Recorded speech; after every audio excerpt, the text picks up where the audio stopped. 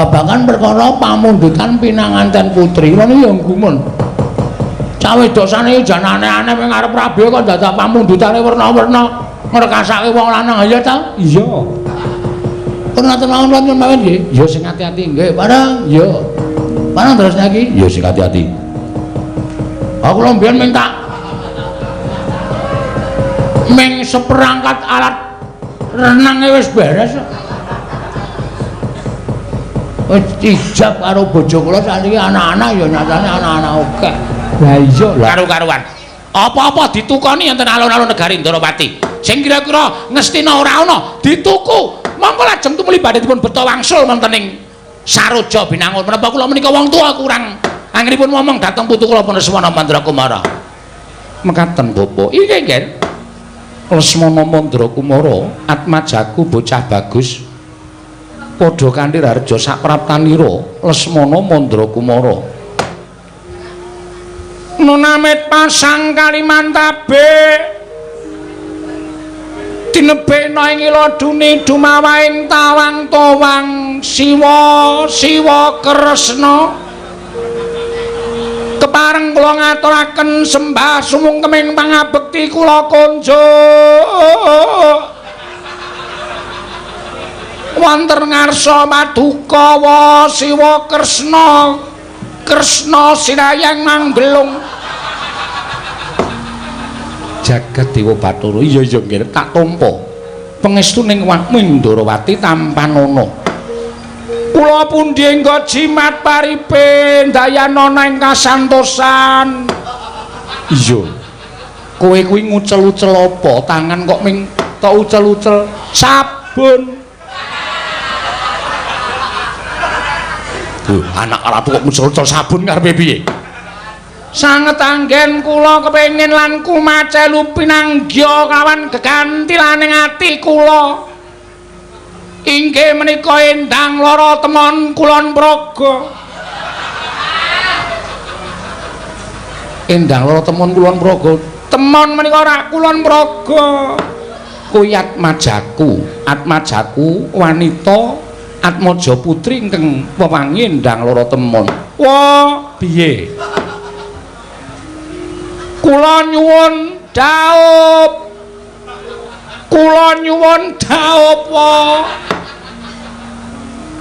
karo sapa saontene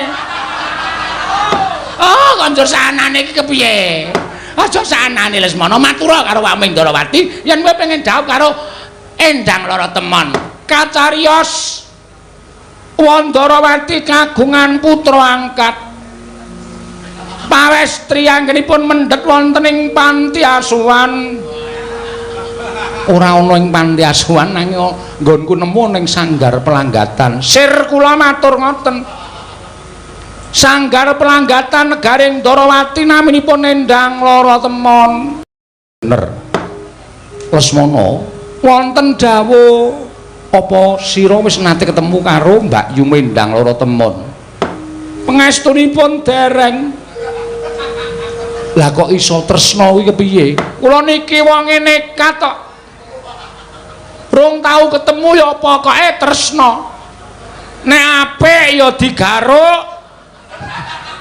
nek elek ya ora sida wong kula niku anak ratu kula niku putra ratu negari Ngastina kula duwe wenang kula duwe Purbawasesa nek kira-kira kula mathuk karo endang lara temon ajeng kula dhaup nek mboten ya ora sida ya ora apa-apa Lesmana wonten dawuh wae aja jejereng wirang karo Wakmu Mandura aku tekan kene iki diutus karo bapakmu supaya nglamarke endang lara temon sing wigati endang lara temon ki aja tok tampik wujude kaya ngapa tampanen wujude kaya ngapa ditampa merga iki kowe tekan kene iki didhawuhi karo wong tuamu nderekke karo Wakmu Mandura aku ing kajibah nglamarke endang lara temon nek nganti endang lara temon kok kowe ngerti rupane dur tok tampik sing wirang aku dudu sapa-sapa aja kaya ngono ya putu ditampa ya putu mengko nek kowe ora gelem kekno mbahmu ya putu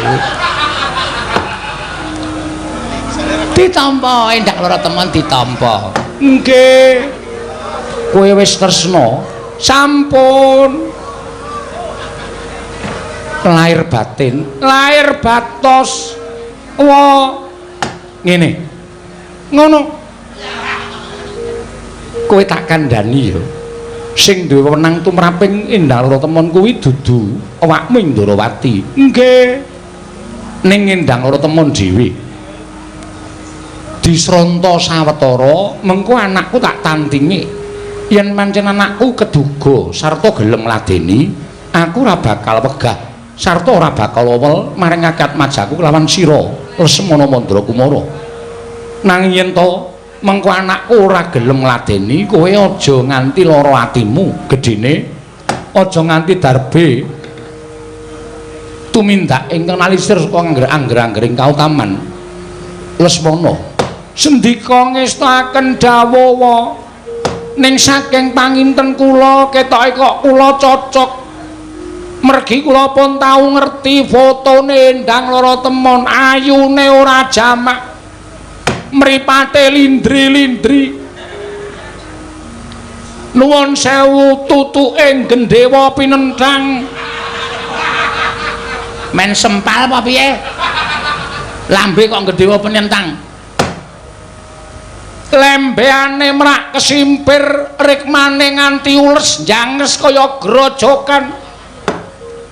Monggo nuwun sewu pakulitane kuning lumer kaya santen. Duh, aduh. Kula niku nek nyawang pasuryane Endang Lorotemon niku sasat ati kula wis ora kuat. Jarine durung nate ketemu kok iso ngerti pasuryane anakku Endang Lorotemon. Pun ping 4 kula niki ngimpi ketemu Endang Lorotemon. Sepisan nalika semanten kula wonten ing pasumpenan nedeng tenguk-tenguk wonten ing ajeng kasatriyan dumadakan wonten satunggiling putri mawi kebaya biru gen pundak enten uwuhe ledang-ledang. Terus kula takoni, kowe sapa, Nduk? Ngaku nami Endang Lorotemon. Lah karepmu ngopo kok tekan kene? Niki teng impen lho wae. Iya, iya. Kula meng crita. Iya, iya. Kula kepengin suwita lan Raden Lesmana Mandrakumara. Sakal kula candhak tangane. Kula gandeng lenggah wonten ing dampar kasatriyan. Terus kula tanting, nek kowe seneng tenan karo aku ya seneng karo kowe. Bareng ngoten terus kula jak teng jero kasatriyan kula kandha karo Endang Lorotemon. Endang Lorotemon, kasatriyan semene gedene iki tekmu kabeh. Kae kreta kencana pirang-pirang ki tekmu kabeh. Aja nganti duwe rasa wigih ring-ring apa kok kabeh tak kekke kowe, waton kowe dadi tekku. Endang Lorotemon boten semaur ming dungkluk kalih guyu ujaring para sepuh. Wong wadon niku boten tau gedhek karo antuk, anane ming guyu kalih nangis. Nek nangis niku wegah, nek guyu niku purun cetha. Nek Endang Lorotemon purun kalih kula. Boten sronta rasaning ati, boten kuat nyawang Endang Lorotemon kula glandang wonten ing patenggan. Sak banjure, wah, isin kula ajeng ngomong. Ora apa-apa, ora apa-apa. Iki nang kene piyai sepuh kabeh. Kula bapa Endang Lorotemon kula tibake enten ing kasur babut. Bareng wonten lap ilang impen kula rampung, kula grayak-grayak tak kira Endang Lorotemon teng jejer kula. Bareng kula grayahi kucing Candramawa, kucing jaratan keparat, kucing kula candhak kula banting. Jarene wong tuwa nek ngimpi urung tutuk kuwi bantale kon malik. Bantal kula walik tinggine mubal. Terus sare meneh, sare mleh jebul ngendikaning para sepuh menika leres. nek ngimpi rong tutuk niku bantale diwalik iso diteruske impene lah niku nyata ning ora ketemu endang loro temon pun ganti wedokan ketemu sapa bakule mie ayam sir-sirane Bapak Durna hus ora sak kaya ngono kuwi Lesmana aku kira tau piye-piye alah sampeyan rasa dadak kumbi rasa selak nek sore tuku mie ayam teng lor pertapan Saka Lima bakule lemu sikile gedene ra jamak-jamak ya wis ben wis rasa tok gagas mulai saking menika wa kula nyuwun kanthi sanget endang loro temon kepareng kaparingna dhateng jasad kula menawi wa Prabu mboten marengaken endang loro temon trimah kula suduk salira mboten nyumurupi gelaring jagat miwahe seming rembulan ajeng kula cupet umur kula dumugi semanten kemawon wa paripen dayana ing kasantosan ponokan Petruk padha raja sapratamu sinuwun mandura ya wilujeng Gusti bekti kula kunjuk sinuwun tak tampa pangestuku Tamanono kula pun dinggo jimat paripen dayana ing kasantosan ponokan Bagong padha raja sapratamu nering sambikala tansah pinawenganing kawidadan bekti kula kunjuk ya tak tampa ya padha-padha iki senengane ngene lho Truk nggih sinuwun Nduk Mandura ki wonge iki keras lho nek carane wong biasa ki militer mula nek dhek keras aku kudu keras dadi nek keras karo empuk ora dadi keras karo keras Truk oh iya ngono ya kudu imbang heeh ponokan Petruk padha raja sak praptamu Peremban Durna rawuh mriki oh ya wis sawetara nderekke putuku Lesmana Mandra Kumara oh Ndara Lesmana iya Petruk oh nggih wilujeng bekti kula katur nggih Peremban tak tampa pangestuku Tamanono kula pun dinggo jimat paripih Bagong padha raja sak praptamu lho Penemban Durna heeh Durna bekti kula kunjuk Penemban iya tak tampa pangestuku Tamanono Bagong kula pun dinggo jimat paripih dayanana ing kasantosan dipun sekecahipun anggenipun lenggah iya Bagong wis ora kepenak Petruk Padhararja Ndara Sencaki wilujeng Bagong Padhararja Ndara Sencaki wilujeng Petruk Padhararja sapraptamu Ndara Pati Udawa wilujeng bekti kula kunjuk nggih Den ya Bagong Padhararja sapraptamu pangestunipun Ndara Udawa wilujeng bekti kula kunjuk nggih Ndara ya tak tampa pangestuku Tamanono Bagong lho nggih wis suwe ra tau dolan ning Widara Kandhang kowe nggih sibuk ya wis syukur nek ana gawean syukur tegese ora muspra nggonmu urip ning alam padang nggih asane iki kula RT RT ya syukur ya dipercaya dening para kawula pun dipecat kok lho pirang sasi seminggu kami dadi RT seminggu kok ngleleng murah jamak-jamak ngopo dipecat Gong korupsi apa engko wae Truk iki anu ya apa jenenge iki lelucon oh iya ora penting nang kraton kok ngetokke kaya ngene heeh Petruk dalem ana wigati apa Petruk sowan tanpa tinimbalan kepareng ngaturaken tebah Siti Sekul binonteling ron kelapa apuran tambo bilih wonten lepat kula nggih kula munjuk atursa paduka Sinuwun Prabu Kresna ing Ndarawati iya ora dadi ngopo Petruk sembah nuwun ndungkap angka kalih kula menika badhe munjuk atur sowan kula menika mboten saking pikajengan kula pribadi menika mboten mewah mboten saking pikajenganipun adi kula Bagong menika ugi mboten ning kula menika dapur dipun utus Bapak Semar lho diutus dening bapakmu Semar nggih lah wigatine apa Panakawan mugi dados ning kawuningan bapak niku nuwun sewu anake bapak niku saniki ora ming 3 lho anake bapakmu Semar ora ming 3 mboten ning papat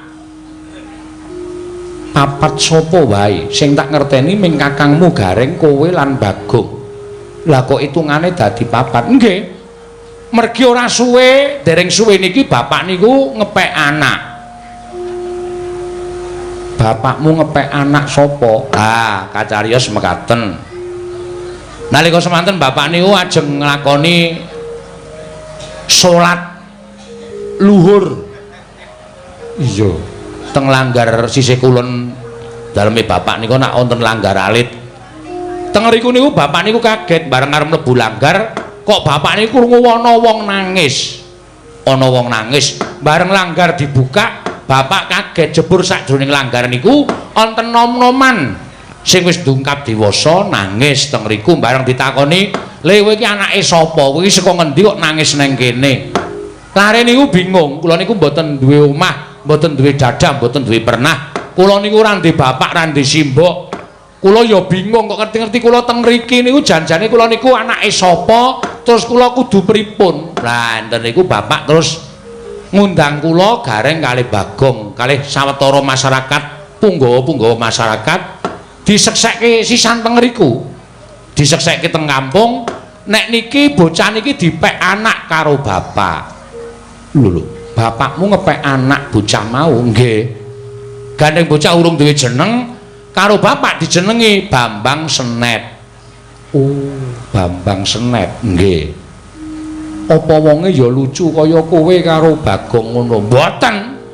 Wah sampeyan nek ngerti anake bapak sing terakhir niki, ora percaya nek anake bapak. Pikiran sampeyan mesti bapak niku selingkuh. Lho. Kok selingkuh piye to, Gong? Anake beda karo awake dhewe kok. Senet iki bagus dhewe. Bagus. Nggih. Sampeyan nek ning ya cetha pirsa, Nding. Sampeyan nganu to kali Ndara Janaka pun apal pasuryane to? Iya, ngerti. Hah, mirip. Mirip Ndara Janaka. Niki kula malah semelang Lho, semelang perkara apa? Saploke Senet dipek kali bapak dadi anak niku kok bojo kula ora tau nang omah. Lah nek ndi, Gong? Mbah kerep nang omahe bapak kok gek nglenceri Senet kuwi. Ngarep maksude bojomu seneng karo Bambang Senet lho, Bang. Heeh, ketoke. Ha kowe piye? Arep tak keke kok. Lho. Arep tak keke. Heeh. Amergane aus males. Jelek. Lho, ha kuwi sing kaya ngono kuwi sing ora apik. Biyen kuwi pilih-pilihanmu kok saiki jelek. Salahe saya suwe-suwe saya ora iso omong. Bojo kok suwe-suwe ora iso omong. Mbok kowe kena penyakit corona lho, Tru. Corona itu tuh penyakit bisu kok lho. Corona itu komunitas Rondo Anyaran. Dadi bojoku arep tak lebokke dari komunitas kaya ngono kuwi. Lambemu kowe modaro. Cuak gedhe cengelmu ae. Ana wong urip apik-apik kon modar. Lah terus wigatine, lah sasamunipun Bambang Senet menika dipun aku dening anak. Sawetara Bambang Senet menika mapan wonten ing Karang Kadempel.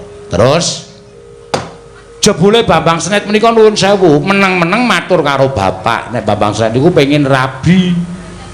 Bareng bapak niku nakoni karo Bambang Senet, "Lah sapa le sing arep tok rabi, anake sapa? Apa tangga desa? Apa pancen saka Karang Kadempel kene?" Bambang Senet niku prasaja, "Mboten, Pak.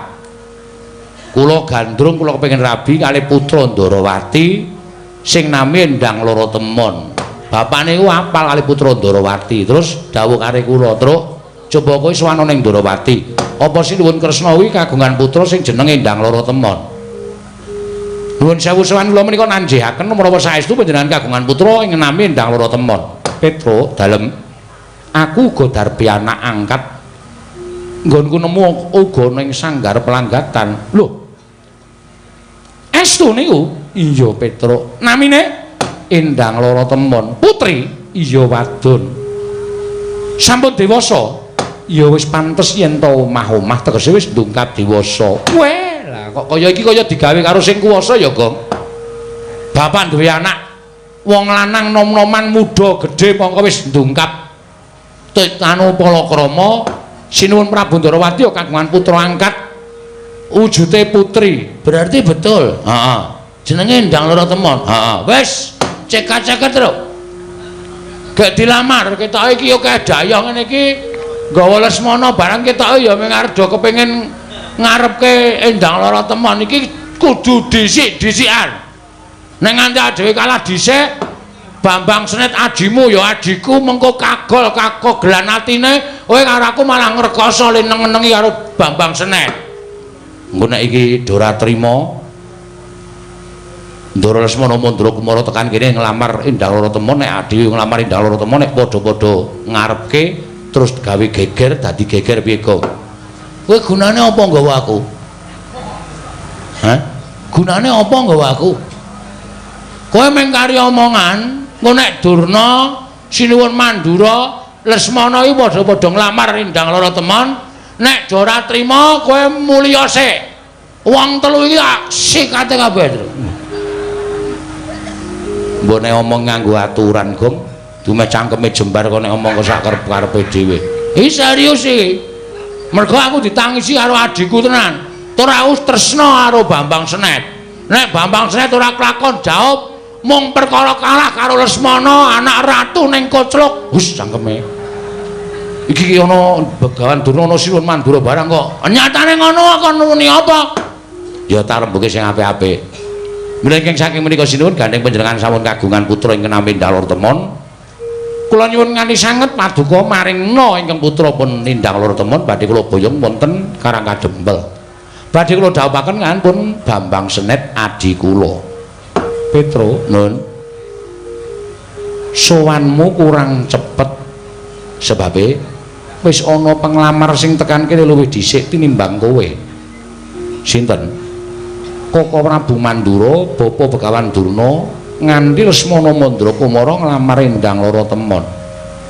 Mula tak jaluk kanthi banget kowe ngalao, Petro. Kowe ngalao. Anakmu Bambang utawa anake bapakmu Bambang Senet kon golek wong wadon liya. Aja ngarepake Endang Loro Temon, mergo Endang Loro Temon iki mengko bakal tak tanting. Yen pancen gelem dinaut dening Lesmana bakal tak paringake utawa tak caosake marang Koko Prabu Mandura. Nah yen ora gelem mesine Koko Prabu Mandura bakal adreng nggone mboyong Endang Loro Temon. Merga Lesmana nggone tresna ya wis kaya ngono kahanane Panakawan Petro. Mula kang sangka kuwi kowe ngalao. Ngalao baliya marang Karang Kadempel omongo karo bapakmu matura. Yen Endang Loro Temon wis bakal ditanting dhaup karo Lesmana Mandura Kumara Panakawan Petro. Ndarawati ya pepundhenmu aku. Sirmu piye karepmu piye Bagong? Ngene sinuwun lho ora basa sorry ngaten niki perkara ora baen-baen lho niku perkara nyawa lho nyawane sapa nyawane adik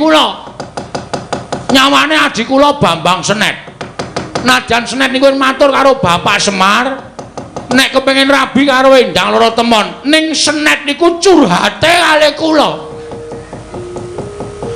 Senet niku toke gegembolane ngatine karo Bagong. Mas, nek sampean mengke diutus bapak teng Karang Ndarawati, nek nglamar Endang Loro Temon, nek Sinuwun Ndarawati ora ngeparengake sampean dadi seksine. Kula ajeng minggat saka Karang Kadempel. Kula arep mlaku nganti sak pati kula. Lho, niku napa ora mesake? Ning nyatane kowe kalah dhisik. Iki ora perkara kalah dhisik. Gong, sabar, Gong. Sabar halus wae sing tenang sing ikhlas sing sabar ora usah nyenthe-nyenthe kaya ngono kuwi kowe meneng ora meneng gak dupaki sisan kowe santai meneng urusanku ya nedetku engko marang bakal puntung legane atiku manus maring jajaran syukur karing bawana iblis lanat wah gugu karepe dhewe. Wah, lah kok ngatasi derajate gedibal pitulikur wong elek nyolok mripatmu Bagong Ndrawili ucapake grojokan nyerwete kaya betes sepun Bapak Tegaran. Bagong, diar kowe. Apokmu wong nek omongane ora tau ditata ya endu-enduane kaya ngono kuwi. Kowe iki ditimbali Sinuwun Mandura kok. Bagong. Kowe aja meneng wae. Kowe nak timbali wangsulan. Nadeni wong ngene iki sareh. Woh, tapi ya tengah ora dadi. Sareh. Udawa rasane bake simbal barang apa kowe? Sareh.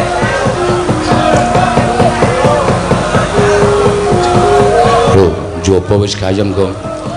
Ayo sing arep linggo sing mburi mulih. Lho. Arep linggo sing mburi mulih ora. Karang Ndarawati iki luar biasa. Sinuwun Kresna iki nek muni lagi lenggasine waka masyarakat sing padha rawuh kebak uncep-uncepen ora muat, Tru. Ha iya. Bagong kowe kita jar bukan. Oh iya ndeng lali. Kowe tak jar bukan malah ngurusi wong ngono-ngono yo. Pripun? Karepe pripun? Hah? Ora usah getak-getak. Sing alus, sing santai. Ora usah dadak pripun-pripun. Kersane nimbali kula. Kowe mau ngomong apa? Hah? Kowe mau ngomong apa? Piye ta kowe? Kowe mau apa piye? Kowe mau ngomong apa? Ngersani Nyai Prabu Kresna. Kowe ngrasani kaya Nyai Prabu Duryudana ngrasani karo putra Nata Ngastina ya kuwi Lesmana Mandrakumara. Tekane Nurgara Ndarawati dhisik Baladewa tinimbane Bagong. Mula wis bener kowe bali. Kowe bali ya kandha karo adimu anake Semar sing dipek.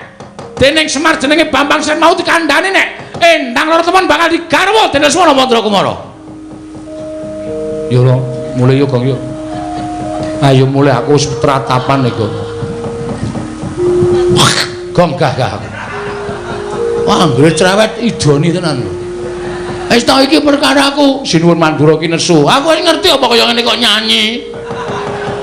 Iki nesu ngene iki. Nggo nek nganti duka tenan Tak tandangane. Santuy. Waduh. Santuy ya Santai, ora ngerti basa milenial.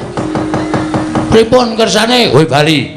Nek kula bali adik kula lara ati, adik kula mati. Kula mau nek kon bali, Tegese nek ora bali wani karo Baladewa. nun. Tegese kowe nek ora bali wani karo Baladewa.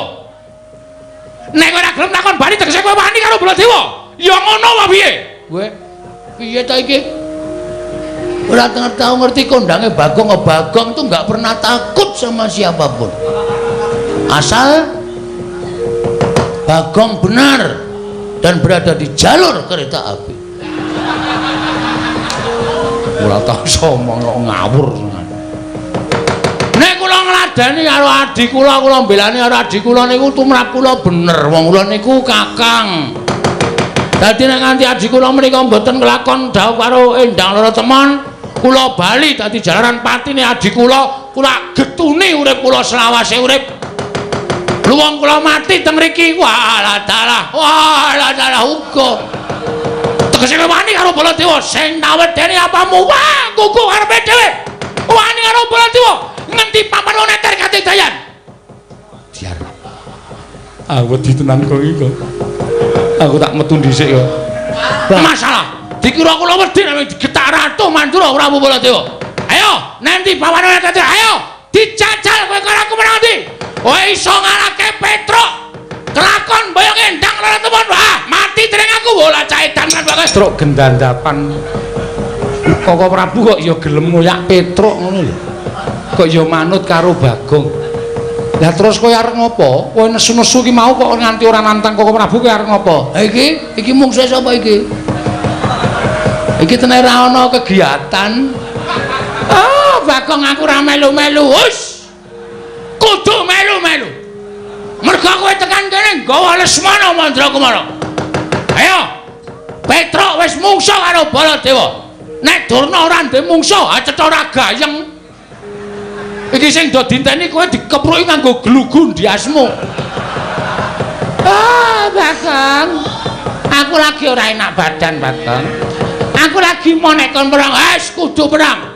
Ayo, kowe pokoke kudu gelut karo aku. Petruk musuh Baladewa nggo ngapa? Durna meneng wae. Oh, Bagong aku ora perang, aku mau perang tenan, Bagong. Aku kesel tenan, Bagong. Ora gelem metu njaba. Atok kene-kene wae. Karepmu piye ora gelem metu kowe sing marahi Lesmana Mandrakumara nglamar Endang Laratemon. Aku brabret tenane. Ora minggat aku sing arep minggat.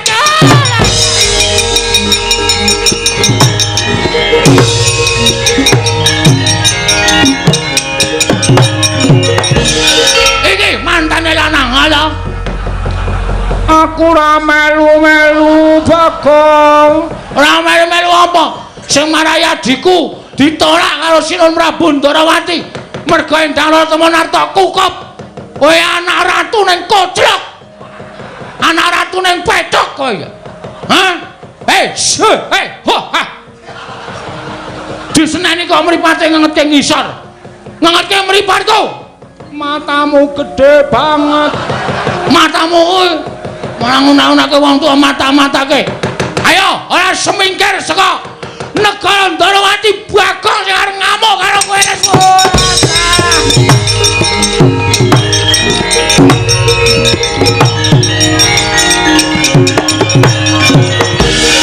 iki ya ngono ana kanan kaya ngene kok Sentyaki minangka senopati Ndarawati meng meneng wae karepe piye hah aku ora wis nesu ora sapa tak nesoni ya wis kapok kowe seneng kowe guyu ta kowe kaya wong ditotho kapok kowe mboten Raden wani yo mboten utawa ya ngono prek ya wis wis wis ora ana sing tak seneni hei sama kowe nami kula Tariem ndek bojo sampun pejah mati ya inggih corona berarti inggih aku ya dadu anu dudo kok muni dadu kene ngarep kene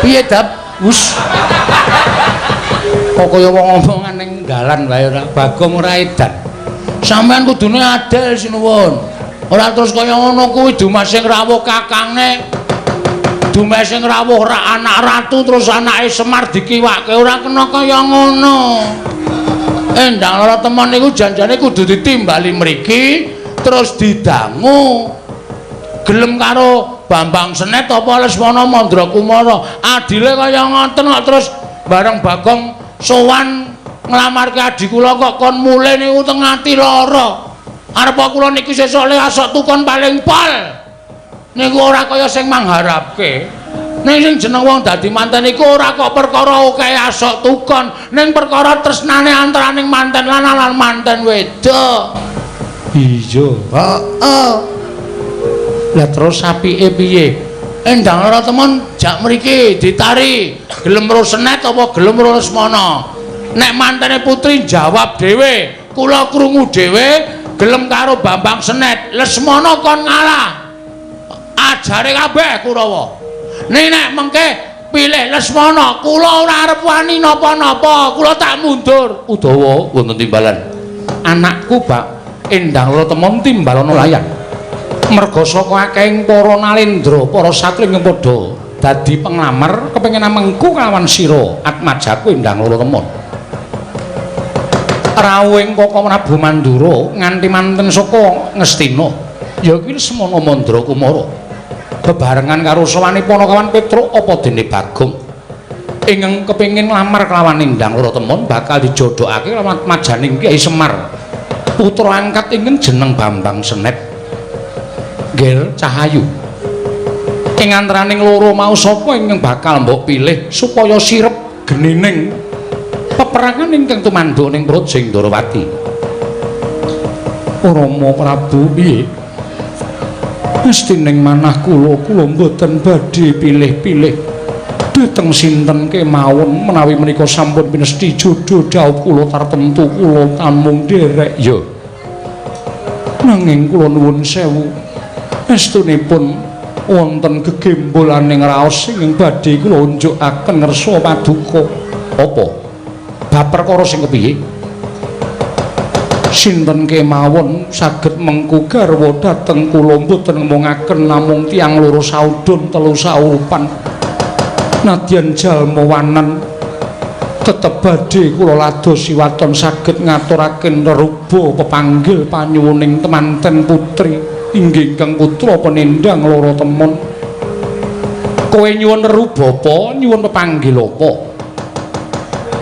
temanten kakung kedah nitih gajah ingkang saged tata jalma sak ngajenging temanten kakung kedah dipun jogeti wanara ingkang mulesipun pethak wingkingipun kedah wonten dewa bagus tuwin widodari setunggal dewa sakjodho tuwin gamelan Lokananta klayu klepu dewa ndaru gedhang mas debok swasa pupus cindhe parijata kencana Wondene panabu ing gamelan Lokananta kedah wonten Alindra Sewu negari menika sinuwun menawi saged ngaturaken mboten ngomongaken sinten menika menawi saged ngaturaken panyuwun kula tartemtu bab sulit kuwi angel lah sebabe manten lanang kudu nitih gajah sing iso tata jalma waduh mongko saiki ora ana sirkus ngarepe kudu dijogeti kethek putih ingkang joget ana ngareping temanten anu apa jenenge temanten lanang mburine dewa sak jodo niku tegese dewa sing ayu ale widodari sing dewa sing bagus ale widodari sing ayu to iya gamelan Lokananta wajan mongko perunggu ning iya nek wesi ora entuk mongko kelurahan kae duwene ming wesi Kiai Dream Kiai Dream dengkulmu mlocot sing nabo para dewa terus napa kayu klepu dewa ndaru gedang mas debok swasa puscindhe parijata kencana kayu keplu klepu ora guyu ratu kok guyu lah wong kowe iki ndagel kok kayu klepu ora keplu kayu klepu dewa ndaru gedang mas debok swasa pupus cindhe parijata kencana engko gek sinom udu sinom parijata ora nganggo sinom parijata kencana sing nabuh gamelan Lokananta kudu ratu sewu negara wis net rasida rabi net wis yo golek sinden sing tuwa-tuwanan wae net nggo gajul-gajulan mangane golek anak ratu ora kelakon gelem ranet wis engko tak tepungke Prastiwi wah asik tenan ya nek arep mati nom ya peken kowe glundung-glundungke beres wis mangane entuk endang lara temon kok dadak ngrekoso golek gajah golek kethek golek gamelan bapak iki kayane sepira to Net Bagongan aku percaya bapakmu ki wong pinter bapakmu mesti ngerti karepe anakku endang lara temon wes mengko ndak bapak malah kokean mikir malah stroke ora mung kelangan nadi kelangan bapak barang malah ngrekoso pon sekecake sinuwun kula tak medal jawi tak ngewangi Petro nek enten apa-apa ndak Petro Udawa wonten timbalan jinun tak kira mung merga kahananing Petruk kelawan Bagong lan utusan saka negara Ngastina samengko mesti bakal dadi dartaning tumanduk ana ing Projing Ndarawati. Kasinggihan mekaten. Tatanan Prawadya Bala lan kawula aja nganti kasempyok ing ngaradan. Upama dadi bandayuda aja nganti nyempyok marang ngaten remaning kawula nggih ngestaken dawuh. Babar pisan budal kang padha sibu ingsun kundur kedaton mengko ingsun pribadi ngembakal merpeki lawan Koko Prabu sartane misang padha andon pupuh nut ngestaken dawuh. Dun pamit matur pasilan sing ati-ati aja kaya bocah cilik kaya wis ora ana dawuh manah Kakang Pati Udawa. Purna gatiring paranggilan. Sawetara kundur kedaton jeluk saking dampar kena kirapit gambaran gading kadheraken sangganing Promban Cedi. Manggung petanggung Joko Palururing sami ngambil bataraning keprabon kawis tinggal saking Mandrawa. Tindak nyosri Nararata lamun katinon saking Mandrawa. Lamun katinon saking Mandrawa kaya tansah jejengkaran tindak nyosri Nararata wau. Prabu Baladewa teka. Petro nendi Bagong? Petro mboten wonten. Kowe ndelekke Petro nyotampanara. Blus. Aku kok ya dadak aleman to ya iki mau. Kon dadak nantang Baladewa wong sing ringke-ringke wae oke kok sing tak pilih Baladewa. Oh, ya wis men lah. Tarewangi kaya ngene iki mergo mbelani kowe kok. Net senet. Adikku cah bagus. Semir. Semir bedrene ye. Kowe sing dadi bapakku kowe aja negake karo aku ya, Pak. Kowe iki jare dewa. Aku mbaten ngrekoso kaya ngene musuh Baladewa nek kowe ora ngewangi karo aku Aku mati, Pak. Nah aku mati piye anak-anakku jek cilik-cilike, Pak. Petro ora gelem ngewangi. Iya, Pak. Lah ngopo kok malah nangis? Kowe ngapa rene iki? Aku ora nangis, aku ki ngrapal. Ngrapal apa? Aji Jaya Kawijayan. Kok mripate ana banyune? Heeh. Mongko nek motos ngene iki mesti luwih gemrojok ae ya, Tru. Kaya ledeng. Ledeng dong. Mundura. Oh iya. Aku lagi nyuwun pengayoman e. Muga-muga Bapak krungu pesambatku le mutok kongkon tekan negara Ndarawati. Ameng-ameng nyawa tenan, Pak. Aku njaluk tulung karo kowe ayomana ya, Pak. Nek kowe ora ngayomi karo aku, ngrekoso uripku mati saka Kyai Nenggala utawa Alugara, Pak. Weh, sinuwun mandura. Weh, matane. Lho. Sik. Lho. Coba nyuwara. Kowe ngapa, Tru? Kowe ngapa? Lho. Lho ngapa? Kok melu keplok to? Lho kok kowe iki sik. Kowe Bagong to? Heeh. Kowe ngiluwa. Kowe nggo ngono ra? Nggo pengilon ra? Nggawa, cilik ongotan kae. Kowe mesti tok ketok talekke nggon sepatu ta? Ha ta? Kowe sangu ongotan cilik iki tok talekke nggon sepatu terus tonggo nginjen kathoke kanca-kancamu ha ta? Ora trik mbiyen ora. Aku ya sok ngono, aku ngerti kathoke bojomu kok. Weh. Yo sikut mudhar kowe ora. Ngapa e? Lho, delok rupamu. Lho,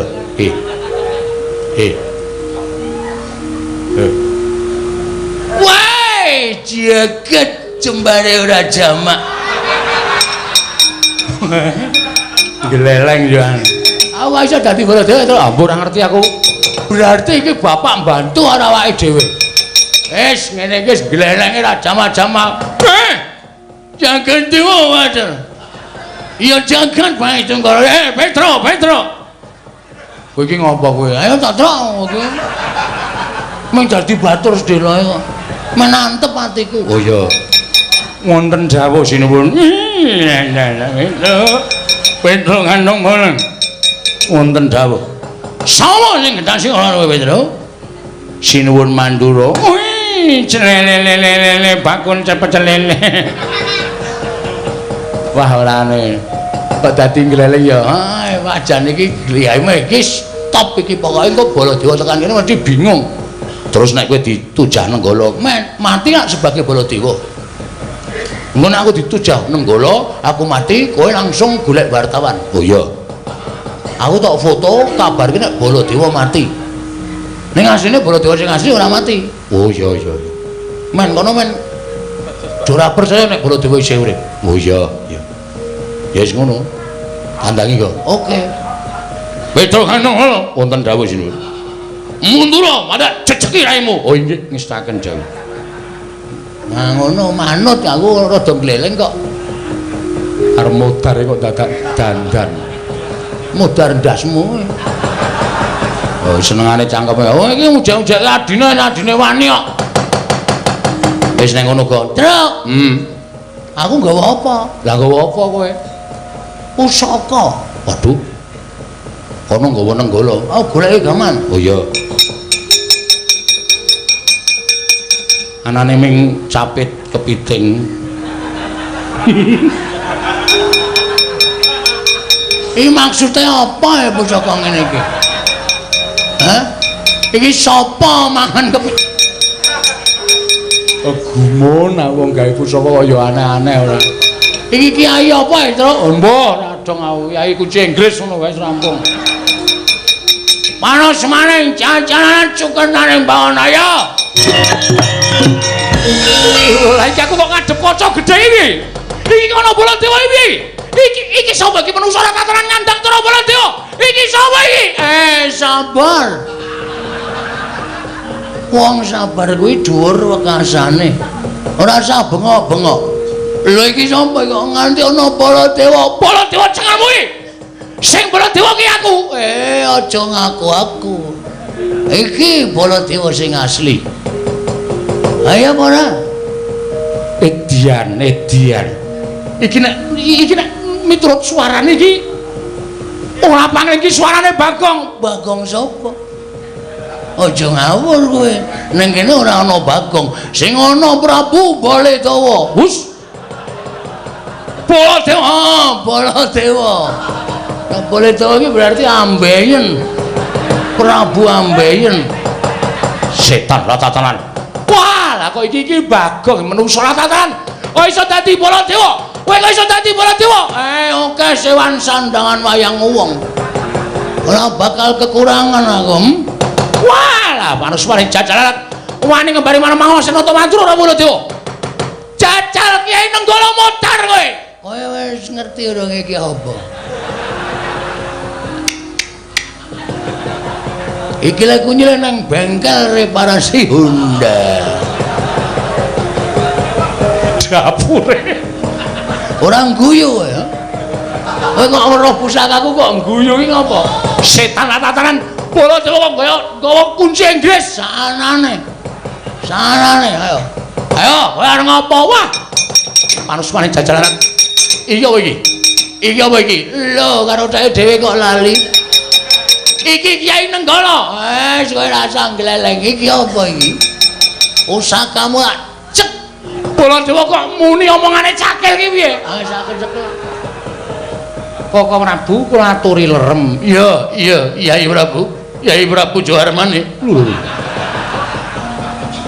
Kula ingkang rayi pun Kresna. Oh iya lah. Kresna. Iya, pun Kakang bakal nglermake menggane pun Kakang Nayarana. Wale. Narayana. Kresna, Wonten dawuh. Kowe kok percaya karo kuwi piye? Kowe aja percaya karo kuwi. Kuwi dudu Baladewa. Sing Baladewa aku. oh Prabu lerem. Iya, ning aku njaluk Kresna wan madhep rene kuwi. Malah duar karo Baladewa setan alas. Iya. Wonten dawuh. Madhep rono ya. Mengko ndak kae emosi. Inggih.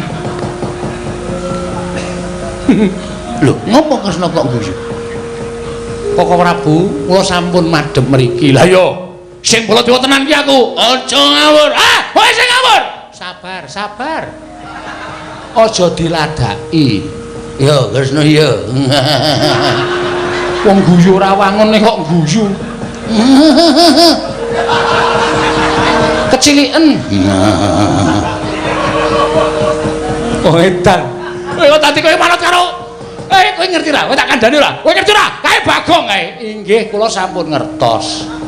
Nanging kula ndakaken menika Koko Prabu Mandura. Panjenengan menika ya kurang gawean ngladeni kok Bagong. Lah iya, kurang gawean. Pun aku gawean oke nek gelem. Koko Prabu, Nggih. kula aturi kendel. Kendel sawetawis. Yo, Kresna. Kecepeten. Arang-arang kuwi rape. Setyaki Wonten timbalan. mundur kene. Inggih. Lho, Dimas Setyaki Ora Bu Kasinggihan. padha becik sapratamu jadi.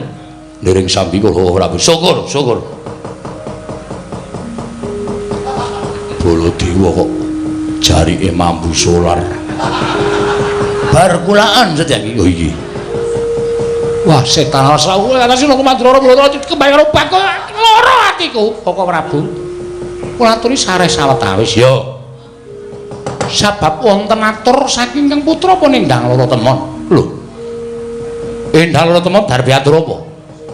Sinten kemawon saged dipun ladosi watun saged ngudaneni pepanggil saking pinanganten putri. Manten putri nyuwun apa? Temanten kakung kedah nitih duwe panggung ing saged tata jalmi sakngajengipun dipun jogeti Wanara Seta. Wingkingipun dipun ombyong dewa sak kembaran. Tegesipun dewa kalawan widodari ingkang Sristya warni saha dewa bagus. Yo. Wingkingipun gamelan Lokananta tinabuh Ratu Sewu Negara kayu klepu Dewa Daru Gedang Mas Debuk Swasa Puscindhe Parijata Kencana. Menawi Lesmana saged ngaturaken perkawis menika dhateng negari Ndrawati, kula aturaken anak kula Wenendang Loro Temon Koko Prabu. Iya. Matula. Wonten ruba pepanggil saking pinanganten putri. Apa wae Kresna? Manten putri kedah nitih duwe panggung yang bisa tata jalma. Sabanjure ngajengipun temanten putri kedah dipun beksani Wanara Kusika Seta. Wah, Wanara Tusya Seta. Kusika Seta. Oh, Kusika. Kusya Wanara. Gamelan Lokananta kayu klepu Dewa Ndaru Gedang Mas Deboksa Pusci Dewari Jata Kencana. Gamelan Lokananta tinabuh Ratu Sewu Negara mekaten menika kedah dipun aturaken Koko Prabu Baladewa Bagong. Wah. Nganggo Bagong. Apa anggep aku ora ngerti kok iki. Ayo salin. Ora pantes nganggo wujud Nalendra Mandura kaya ngono ku ndak malah dadi dukaning Koko Prabu meneh. Ayo salin. Kresna. Hus. Ayo nunggu ngisor. Waduh, konangan iki.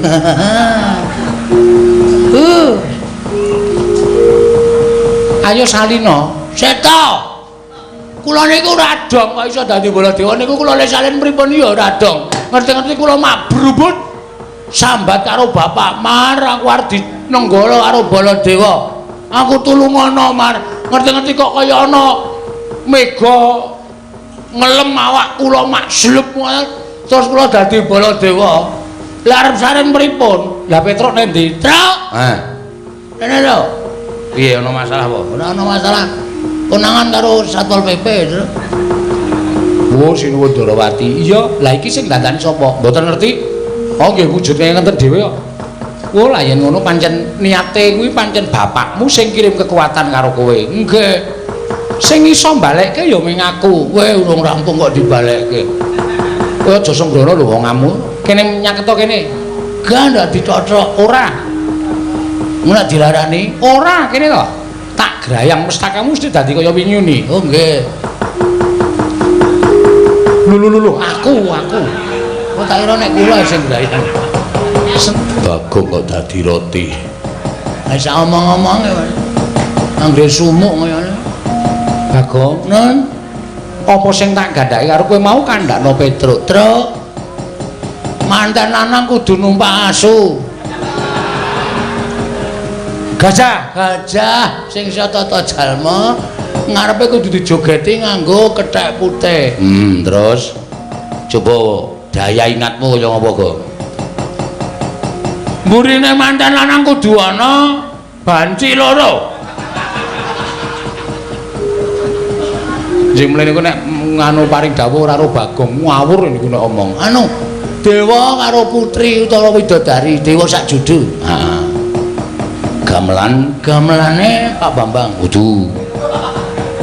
Gamelan Lokananta kayu keplu. Klepu.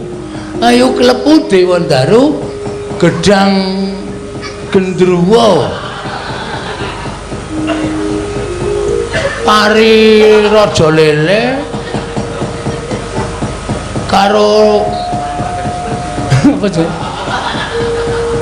Pipis pupus. Oh, pupus Cimlek Jinde.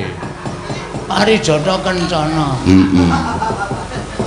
Wis ming kuwi Sing nabuh warga laras. Oh. kudu nek sing nabuh warga laras anggere ketapke ana amplope kuwi mesti menyang kabeh. Sing nabuh Ratu 1500 negara. 1000 negara. Wis kowe omong bapakmu, mengke sing matur tak kula rek Bagong ndak ora rampung-rampung. Ya wis kono bali yo nggih. Nun pamit sinuwun. Sing ati-ati aja kaya bocah cilik. Wangsul tak matur bapak supaya Bambang Senet Adiulo iso kelakon dhaup. Ya wis kono mangkat to nggih. Saya mulai. Kusuk tak pamit. Ya. Pareng matur sinuwun. Iya, Bagong. Sewu walapatan Diagung Pangaksami. Iya. Nek wonten kidal-kidule ngatur kula nyuwun pangapunten. Ya wis ora dadi ngopo. Kula ajeng nyuwun pamit. Ya sing ati-ati Bagong. Nggih. Ajeng matur ngersanipun Bapak babagan perkara pamundutan pinanganten putri. Kula niku ya gumun. Cah wedosane jan aneh-aneh ning ngarep Prabu kok dadak pamundutane werna-werna ngrekasake wong lanang ya ta? Iya. Pun ngatur nuwun nyuwun pamit nggih. Ya sing ati-ati Nggih, bareng. Ya. Bareng terus iki. Ya sing ati-ati. Aku lho mbiyen minta Ming seperangkat alat renange wis beres. Wis ijab karo bojo kula sakniki anak-anak ya nyatane anak-anak akeh. Lah iya lah nggih. Kula ngono mawon ya sing ati-ati aja kaya bocah cilik. Nggih nggih. Pareng sinuwun. Ya sing ati-ati. Pareng ndandani ya sing ati-ati. Monggo ya durung karuan ya niku ijabe sukses ya ta. Ora janjane kuwi bola-bali iki arep ngopo to? Mbok yo ngekeki 10.000 apa 15. Oh arep njaluk dhuwit to. Heeh. Ya wis mengko tak sangoni Basuki. Wah. Basuki numpak pitunta. Ora Basuki, Pak Basuki SMK. Wis ora ono iki. Ngen mawon ya sing ati-ati aja kaya bocah cilik.